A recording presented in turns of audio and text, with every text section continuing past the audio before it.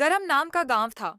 इसका नाम गरम पूरी इसलिए पड़ा था क्योंकि इस गांव में सूरज की तपती किरणें दूसरे गांव से ज्यादा आती थी, जिस वजह से यहाँ गर्मी के समय अन्य गांवों से ज्यादा गर्मी होती थी। जहाँ सिर्फ एक ही दुकान थी। वह दुकान जमींदारनी की थी जो पंखे बेचती थी।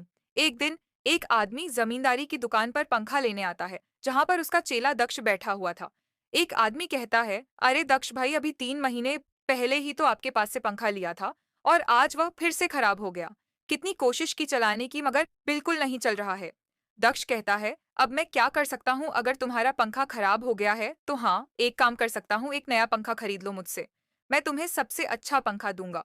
वो आदमी कहता है, यही कहकर तो आपने मुझे यह भी पंखा दिया था, मगर यह तो अभी खराब हो गया। दक्ष कहता है, भाई, नया लोगे तो लो, वरना यहाँ से निकलो। मेरा समय बर्बाद मत करो। वैसे भी गर्मी आने वाली है। पंखा नहीं लोगे तो तड़पती मछली की तरह तड़प जाओगे, क्योंकि गांव में सिर्फ एक ही जमींदारनी की दुकान है जहां पंखे मिलते हैं। वह आदमी सोच में पड़ जाता है और दक्ष से कहता है, लाओ भाई, अगर पंखा नहीं लिया तो गर्मी मेरे बच्चे नहीं जी पाएंगे। वह आदमी दक्ष से पंखा खरीद लेता है, वह भी महंगे में, और घर चला जाता है।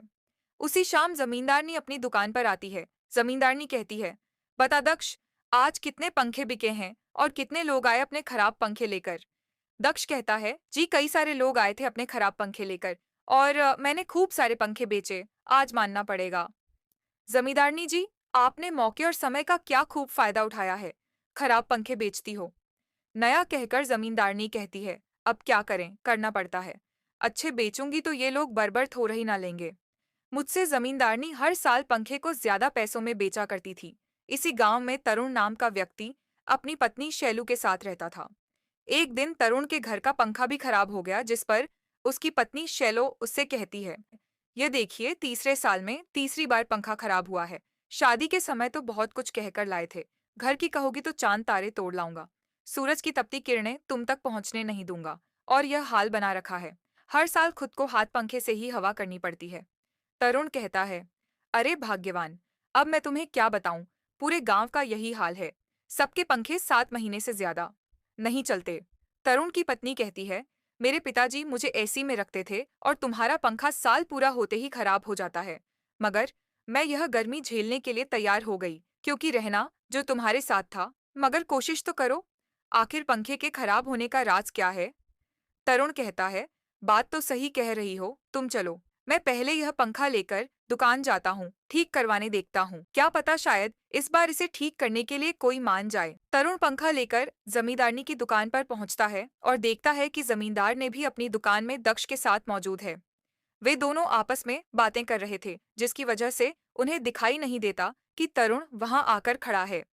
तरुण उनकी बातें सुनने लगता है। जमींदारनी कहती है, अरे कैसा पंखा बेच रहा है? तुझे क्या कहा था मैंने कि अच्छे पंखों को अलग रख दे और लोगों के दिए गए खराब पंखों को थोड़ा मोड़ तोड़कर वापस बेच दिया कर। अच्छे पंखे तो बस मैं अपने रिश्तेदारों को देती हूँ, ये गांव वालों को सिर्फ खराब पंखे ही बेचा करो। जी मालकिन। जमींदारनी, जी मैंने वो गलती से बेच दिया, मगर चिंता मत कीजिए, पूरे 3 गुना पैसों में मैंने वह पंखा बेचा है। तरुण उनकी बातें सुनकर आश्चर्यचकित हो जाता है और जमींदारनी से कहता है, तरुण कहता है, क्या आप लोग जानबूझकर खराब पंखे गांव में बेचते हैं? दक्ष कहता है, अरे तुम यहाँ कैसे आ गए? तरुण कहता है, मैं तो कब से यही खड़ा हूँ। जमींदारनी कहती है, दक्ष अंधे ये यहाँ आकर खड़ा है और तुझे दिखाई भी नहीं दिया। दक्ष कहता है, मैडम जी, आपको भी तो यह नहीं दिखा। तरुण कहता है, जमींदारनी जी, आपका भांडा फूट चुका है, अब ये सारी बातें मैं पूरे गांव वालों को बताऊंगा। जमींदारनी कहती है, क्यों नहीं, जाओ बताओ, मैं भी देखती हूँ बताने के बाद गांव वाले क्या करते हैं।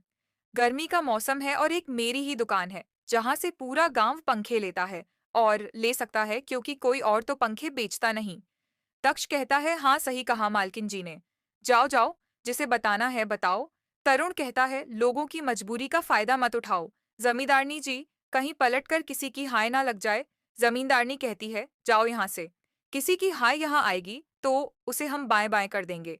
तरुण बिना नया पंखा लिए ही अपना बेकार पंखा लेकर वहां से निकल जाता है और खुद से ही बातें करता है। तरुण सोचता है, यह जमींदारनी सही तो कह रही थी। इतने साल हो गए हैं, मगर हमने कभी यह सोचा ही नहीं कि हमारे पंखे आखिर इतनी जल्दी खराब क्यों हो जाते हैं, और ये लोग उसे ठीक करने की बजाय नया खरीदने के लिए क्यों कहते हैं। तरुण खुद से ही बातें करते करते जा रहा था कि तभी उसे एक विदेश का वैज्ञानिक दिखाई देता है। वैज्ञानिक उसे देखकर पूछता है, हेलो, आप इसी गांव के रहने वाले हैं? वैज्ञानिक कहता है, क्या हुआ, इतने परेशान क्यों हो? तरुण गांव की समस्या और जमींदारी के बारे में उस वैज्ञानिक को बताता है, जिसे सुनकर वैज्ञानिक तरुण से कहता है, चिंता मत करो, मैं इस गांव में इतनी गर्मी क्यों हो रही है यह जानने के लिए आया था, और इससे निपटने के लिए मैं एक ऐसा एसी बनाया है जो गर्मी में कपड़े बना देती है। मुझे एक जरूरी काम से अपने देश लौटना पड़ेगा। मैं वह एसी तुम्हें दे रहा हूँ, आओ मेरे पीछे आओ। वैज्ञानिक तरुण को अपने छोटे से लैब में ले जाता है, जहां पर एक एसी रखी हुई थी जो एक साधारण एसी की तरह ही दिख रही थी। एसी दिखाकर वैज्ञानिक तरुण से कहता है, यह ऐसी अपने घर ले जाओ।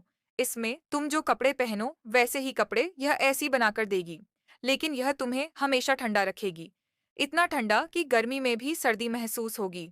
तरुण कहता है, सच में? वैज्ञानिक कहता है, सच में, मैं तुम्हें इसे इसलिए दे रहा हूँ क्योंकि मुझे अपने देश वापस जल्दी जाना है। मेरी बिल्ली ने मेरे रिमोट के बटन खा लिए हैं, इसलिए। तरुण, क्या? वैज्ञानिक कहता है, कुछ नहीं, बस तुम इसे यहाँ से ले जाओ और जहाँ लगाना चाहो लगा लो, फिर इसमें से कपड़े बाहर निकाल सकते हो। तरुण ऐसी लेकर अपने घर आ जाता है और सारी बातें अपनी पत्नी शैलू को बताता है। उसकी पत्नी शैलू उससे कहती है, ओ जी, इसे चालू करके देखिए, क्या पता सच में कोई कपड़े निकल आए। वैसे भी इस एसी के रिमोट पर सिर्फ एक ही बटन है, तो मुझे नहीं लगता इसमें से कोई हवा आएगी भी। तरुण एसी चालू करता है। जैसे ही वह एसी चालू करता है, एसी से किरण आकर तरुण को स्कैन करती है और एसी से जहां से हवा आती है वहां से कपड़े निकलते हैं। बस उन कपड़ों के आगे एक बड़ा सा चांद बना हुआ था।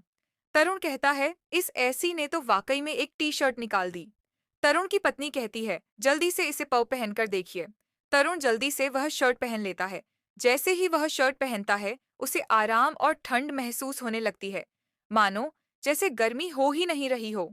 तरुण कहता है, आज से पहले कभी इतना अच्छा नहीं लगा। तुम भी अपने लिए इसमें से कपड़े निकाल लो। तरुण की पत्नी कहती है, मैं ही क्यों, पूरा गांव अब कपड़े निकालेगा। अगले दिन शैलू और तरुण एसी को लेकर एक दुकान खोलते हैं और गांव वालों को वह एसी के कपड़े बेचने लगते हैं। धीरे धीरे गांव वाले पंखा खरीदना बंद कर देते हैं, क्योंकि अब उनके पास एसी के कपड़े थे। एक दिन जमींदारनी दक्ष से आकर पूछती है, जमींदारनी कहती है, क्या हुआ, धंधा क्यों नहीं चल रहा है? गर्मी का समय चल रहा है और तू एक भी पंखा नहीं बेच पा रहा। दक्ष ऐसी कपड़ों की सारी बातें जमींदारनी को बताता है, जिसे सुनकर जमींदारनी कहती है, तो यह बात है। दक्ष कहता है, जी मालकिन, और मैंने यह भी देखा है कि यह तरुण उस एसी को आराम से कहीं भी लगा देता है और आराम से उठा भी लेता है। जमींदारनी कहती है, तो बस अब हमें सिर्फ वह एसी चुरानी होगी। जमींदारनी एसी को चुराने की योजना बना लेती है। एक दिन सुबह सुबह जब तरुण अपनी दुकान खोल ही रहा था कि दक्ष तरुण की दुकान पर आता है। दक्ष कहता है, अरे भाई तरुण, तुम्हारी पत्नी शैलू का पैर फिसल गया है और वो तुम्हें याद कर रही है क्या? कैसे? मैं अभी जाता हूँ। तरुण यह खबर सुनकर अपनी पत्नी शैलू के पास जाने लगता है और जमींदार नहीं वहां आ जाती है। जमींदारनी कहती है, वाह क्या योजना बनाई थी मैंने। दक्ष कहता है, वाह क्या नाटक किया मैंने, मालकिन के साथ रहने का कोई तो फायदा हुआ। जमींदारनी कहती है, चुप, जल्दी अब ये ऐसी निकाल और चल मेरे घर लेकर। दक्ष ऐसी निकालने लगता है, मगर वो देखता है कि इस ऐसी के पर कुछ लिखा हुआ है। दक्ष कहती है, मालकिन इस पर कुछ लिखा हुआ है, एंटी थीफ, कुछ एंटी थीफ लिखा हुआ है। जमींदारनी कहती है, तो मैं क्या करूं, चलो अब इसे जल्दी लेकर निकलो। वे लोग ऐसी चुराकर जमींदारनी के घर पहुंचते हैं और ऐसी को दीवार पर लगा देते हैं। दक्ष कहता है, मालकिन चालू करें। जमींदारनी कहती है, बिल्कुल चालू किया जाए। दक्ष ऐसी चालू करता है। उसमें हूबहू उनके जैसे दिखने वाले कपड़े होते, मगर इस बार चांद की जगह उसमें सूरज लगा हुआ होता है। जमींदारनी और दक्ष दोनों ही नए ऐसी के कपड़े पहन लेते हैं, मगर उन्हें ठंड के बजाय गर्मी लगने लगती है। जमींदारनी कहती है, अरे इसमें तो बहुत गर्मी लग रही है, रुको मैं ये कपड़े उतार कर आती हूँ। दक्ष कहता हूँ, मालकिन ये कपड़े नहीं निकल रहे, ये अटक गए हैं हम पर, यह एंटी थिफ की वजह से हुआ है। अब हमें इसे वापस तरुण को देना होगा। दोनों इस लेकर तरुण की दुकान पहुंचते हैं और सारी बातें बताते हैं। वहां पर शैलू भी खड़ी होती है। तरुण की पत्नी कहती है, क्या हुआ लूट कर? दिल नहीं भरा तो झूठ और चोरी पर उतर आए, आप लोग नहीं। हम आपको माफ नहीं करेंगे, जमींदारनी कहती है। बेटा माफ कर दे, बहुत गर्मी हो रही है, तरुण कहता है। सिर्फ एक शर्त पर, हम आपको माफ करेंगे। जमींदारनी कहती है, मैं सब मानने को तैयार हूँ।